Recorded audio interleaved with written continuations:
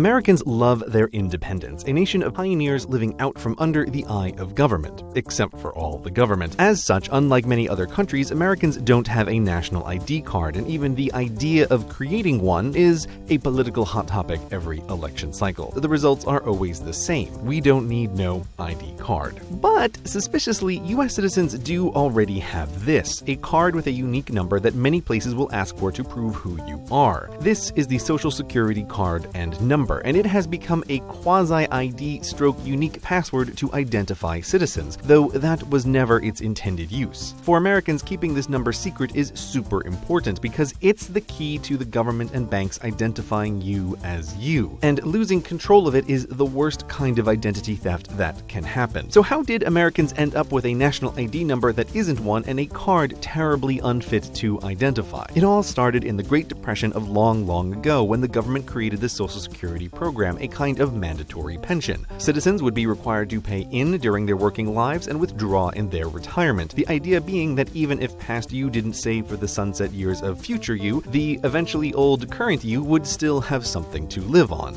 Now, if you want to think of Social Security as a benefit the government provides or as a bank account that's yours is controversial, but either way, this number was created to track what you put in and what you take out. Now, because this was just one government program related only to your working life, you only needed to apply for a Social Security card when you actually started working. But over time, that changed, and the younger you are, the more likely you've had one from the moment of your birth, despite babies' worthlessness as child laborers. So why? Well, it goes back to Americans having no national identity card with a national number, which makes it harder for institutions to keep track of people over their lives. With hundreds of millions of citizens, names and birthdays aren't unique. People move, people marry, people change names. And if you're trying to keep track of everyone, as say the United States Tax Department might want to do, it can be a real problem, particularly in the pre-computer days. Hey, wait a minute, look at this number just lying around, the tax department said. It's not supposed to be used as an ID number, said the Social Security Department. There are security reasons you should yoink. Thus, the tax department piggybacked off of the work the Social Security Department did assigning working adults a number, which made tracking taxes easier, and they highly encouraged parents to get a Social Security number for their children by tying it to a tax discount. Crazily, counting children for tax rebates used to run on the honor system. The US Tax Department told people, 1, we will give you a discount on your taxes for each child you have, and 2,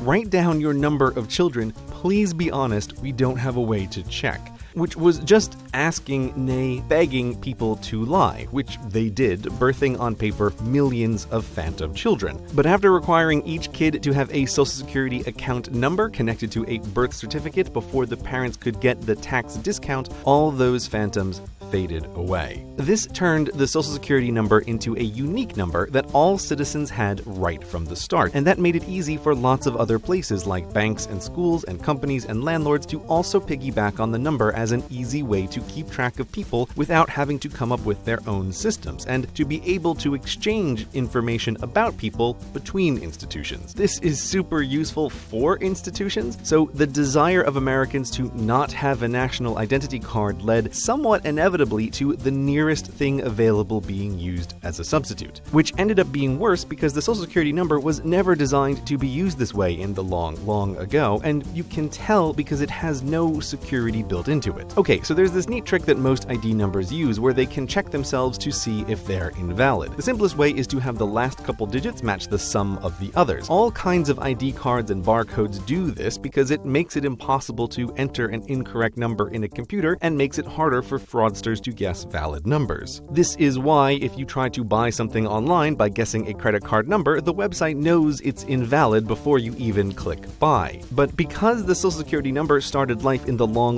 ago, it's just a number with no self-checking security built in. Worse, if you were born pre-2011, it's not that hard to just guess most of the number. The first 3 digits are the state where the parents applied for the card, and the last 4 digits just count up in order, and the middle digits follow a regular particular pattern. So you can take your number, subtract 1, and that's a valid number of someone who was probably born in the same hospital as you around the same time. Thus, a fraudster who knows your time and location of birth can probably get the first 5 digits by just looking them up on a chart. Institutions ask for the last 4 digits as a code to identify you as you, which means it's not that hard to put together your number from a security leak anywhere, or just by connecting a few puzzle pieces. The physical card itself is no help either, just a literal piece of cardboard, depending on when it was issued, not even laminated. The Social Security Department used to print not to be used for identification on the cards as a futile attempt to stop institutions for asking for them as IDs, because there's nothing identifying a person on the card, but eventually they gave up and removed these words because,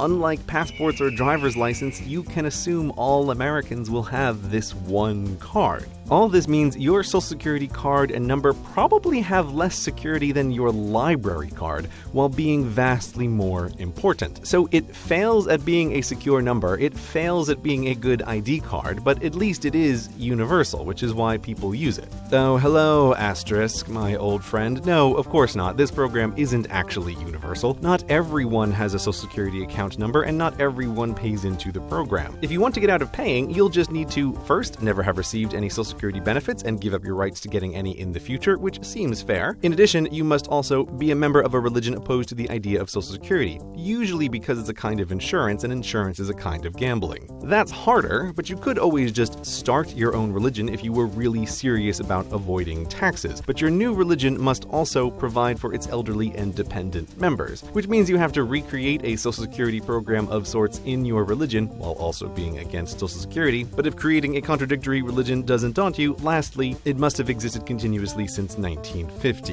which is a giveaway that this exception was written pretty much exclusively for the Amish and Mennonites, and kills dead your plans unless you're willing to undergo a serious change in lifestyle. It doesn't stop there. Keep digging and you'll find all sorts of other weird exceptions, including some railroad workers or firefighters or police or teachers, but only in Chicago. Usually these are groups that in the long ago were able to get out of the program at its creation date. So nothing's ever straightforward. And that's the deal with this Social Security card, containing a national number for citizens that don't want one on an identification card that fails at identification, given to all citizens except when it isn't, for a program that's universal except when it's not.